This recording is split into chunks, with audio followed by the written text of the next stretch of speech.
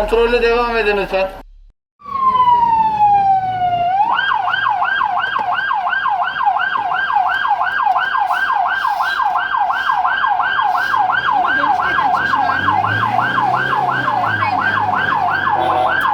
Gel sağda kal.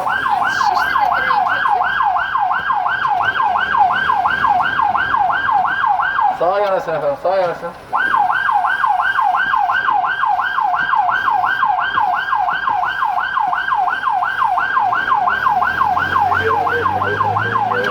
Şeridinizde sağa ve sola yanaşın lütfen. Şeridinizde kalın. Sağa ve sola yanaşın lütfen.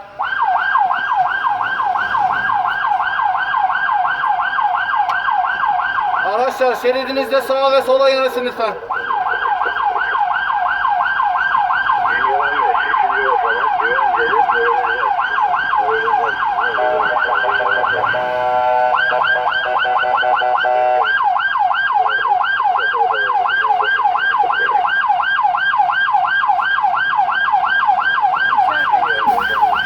Hyundai ileri al, Hyundai. Beyaz Hyundai ileri al.